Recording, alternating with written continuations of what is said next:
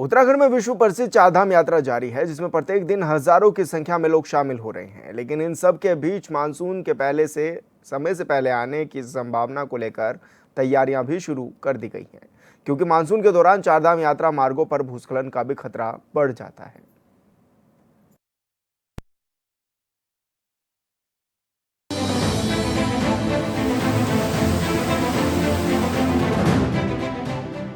इस बार मॉनसून एक सप्ताह पहले आने की उम्मीद है। ऐसे में आपदा प्रबंधन विभाग ने भी सभी तैयारियां पूरी करने के निर्देश जारी किए हैं। आपदा प्रबंधन सचिव विनोद कुमार सुमन ने बताया कि सभी विभागों को निर्देश दिए गए हैं कि वो अपनी अपनी तैयारियां समयबद्ध तरीके से करें। इसके साथ ही उपकरणों की जाँच कर लें। देखिए, मानसून का हम स्वागत करते हैं। मानसून सत्र इस बार समय से थोड़ा पहले आने की संभावना है। उसके लिए आपदा प्रबंधन विभाग द्वारा माननीय मुख्यमंत्री जी के निर्देश पर जो विभाग संबंधित हैं सबके साथ कई बार बैठकें की जा चुकी हैं। जैसे नाले नालियों की सफाई के लिए निर्देश सबको दिए जा चुके हैं। आपदा से राहत बचाव करने के लिए, आपदा से फेस करने के लिए जो उपकरण हैं हमारे लिए, उसको सभी को सत्यापन करने के लिए निर्देश दिए गए हैं कि सभी उपकरणों को देख लें। अगर सभी को संचालन करने का विधिवत अभ्यास करा लें। अगर किसी उपकरण में कोई खराबी है तो इसको ठीक करा लें। सभी को ट्रेन कर लें उपकरण के बारे में। कहीं रास्ते बंद होते हैं तो उसको देख लें। वहाँ पर राशन वगैरह की सप्लाई पहले से एडवांस में आपूर्ति वहाँ पे करके स्टॉक रख लें। जहाँ जहाँ आमतौर पे लैंडस्लाइड होता है उन स्थानों को चिन्हित कर लिया जाए। उनको चिन्हित करते हुए वहाँ पर जेसीबी मशीनें, मैन पावर तैनात कर लिया जाए। आपदा सचिव ने विभागों को कहा है कि जो उपकरण काम नहीं कर रहे हैं उनको ठीक किया जाए। आपदा प्रबंधन में लगने वाले तमाम कर्मचारियों को भी समय से पहले ट्रेन किया जाए। जहां पर रास्ते बंद होने की संभावना है वहां पर राशन की पूरी व्यवस्था करने के भी निर्देश दिए गए हैं। खास तौर पर यात्रियों को उन स्थानों पर रोकने के निर्देश दिए गए हैं जहाँ पर रहने, खाने व शौच की सुविधा हो। जहाँ पे रास्ता बंद होता है वहीं पे लोगों को न रोका जाए। उसके पहले किसी ऐसे मार्केट या ऐसे किसी बाज़ार में ट्रैफिक को रोका जाए जहाँ पर आवश्यकता की वस्तुएं उपलब्ध हैं, जैसे चाय पानी की व्यवस्था हो, खाने पीने की व्यवस्था हो, होटल ढाबे वगैरह हों और शौचालय वगैरह की सुविधा हो, लोगों को रुकने की सुविधा हो, ताकि वीरान सड़क पर लोगों को रुक के परेशान न होना पड़े। और अगर कहीं लंबे समय तक कहीं अगर रुकने की आवश्यकता पड़ती है तो माननीय मुख्यमंत्री जी द्वारा निर्देश दिए गए हैं कि वहाँ पर यात्रियों के लिए खाने वगैरह की व्यवस्था की जाए, ताकि यात्री एक अच्छा संदेश लेकर उत्तराखंड से जाएं। और इस प्रकार से विभागों को जो कार्रवाई करनी है सबको लिखित में निर्देश बाकायदे दिए गए हैं और सब विभाग इसमें पूरी तरह से काम कर रहे हैं। उत्तराखंड के आपदा सचिव ने कहा कि मानसून को लेकर गंभीरता के साथ काम किया जा रहा है। राज्य के मुखिया पुष्कर सिंह धामी भी कई बार बैठकें कर आदेश दे चुके हैं, लिहाजा सारी तैयारियां की जा रही हैं। भूस्खलन वाले जगहों पर जेसीबी की तैनाती की गई है ताकि जरूरत पड़ने पर जल्द से जल्द मार्ग को खोला जाए।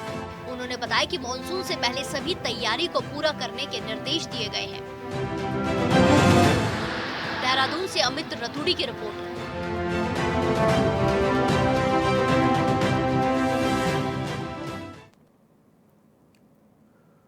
और संवाददाता अमित रतूड़ी हमारे साथ लाइव जुड़ गए हैं। अमित, क्या कुछ जानकारी मिल रही है, किस तरह की तैयारियां की गई हैं मानसून के एंट्री को लेकर?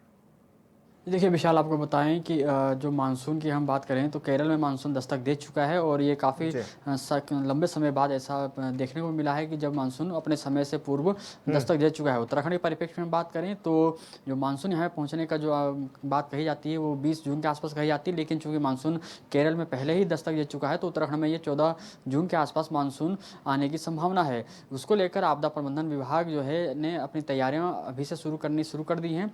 बात हम करें उत्तराखंड में तो चारधाम यात्रा इस बार उत्तराखंड में चल रही है। साथ ही साथ अन्य जो पर्यटक स्थल हैं पहाड़ी जनपदों में, जहाँ पर्यटक दूर दराज से आते हैं, वहाँ पर किस तरीके से आपदा के दृष्टिगत जो तैयारी हैं उनको सुनिश्चित किया जाए, सुदृढ़ किया जाए, इसको लेकर आपदा प्रबंधन सचिव विनोद कुमार सुमन ने संबंधित विभागों के अधिकारियों के साथ तैयारियाँ की, उनको दिशा निर्देश दिए हैं।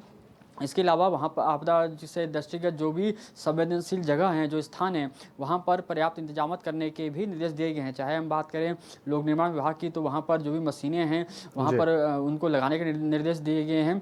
साथ ही साथ जो सड़कें जो क्षतिग्रस्त हैं वहाँ उनकी मरम्मत करने की बात हो, या फिर जहाँ पर अगर हम बात करें लैंडस्लाइडिंग जो जोन है वहाँ पर उसको दुरुस्त करने की बात हो, या जहाँ पर लैंडस्लाइड होता है वहाँ पर दुरुस्त करने के साथ साथ वहाँ पर जो रोड सेफ्टी के जो मानक होते हैं वहाँ पर चाहे जो चेतावनी के जो बोर्ड हैं या साइन बोर्ड जो होते हैं वहाँ पर वो लगाने के निर्देश दिए गए हैं। अपने जो उपकरण हैं आपदा प्रबंधन विभाग के पास जो उपकरण होते हैं जिसके ज़रिए आपदा में जब होती है तो वहाँ पर क्या कुछ उपकरणों की ज़रूरत पड़ती है, उन सभी उपकरणों को जो व्यवस्थित करने के निर्देश दिए गए हैं आपदा प्रबंधन सचिव की ओर से।